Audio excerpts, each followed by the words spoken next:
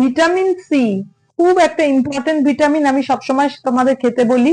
সেটা তোমার অ্যান্টিঅক্সিডেন্ট হিসাবে খুব ভালো, তোমার এগ স্পার্মের কাউন্ট ইমপ্রুভ করার জন্য ভালো, ইউরিন ইনফেকশন প্রিভেনশনের জন্য খুব ভালো, বডিতে যে কোনো ইনফেকশন প্রিভেনশনের জন্যই খুব ভালো।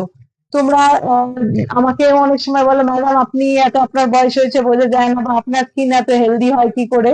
তো তার রহস্যটা হচ্ছে ভিটামিন সি। আমি তো রেগুলার ইনটেক করি। চলো আজকে আমার টিফিনটা দেখাই।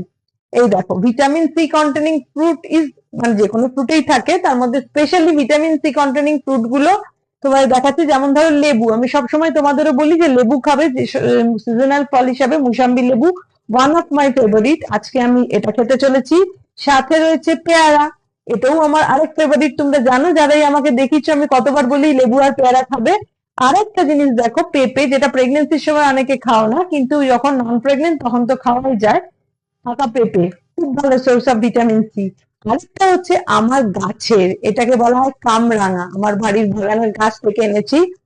হুম, এটাও হচ্ছে good source of vitamin C. তো এগুলো যদি তোমার ডায়েটে মোটামুটি রেগুলার রাখতে পারো, তাহলে অ্যাটলিস্ট ইউরিন ইনফেকশন হওয়ার চান্স কমালে, স্কিনটা গ্লো করবে, সাথে তোমার ফার্টিলিটির জন্য খুব ভালো।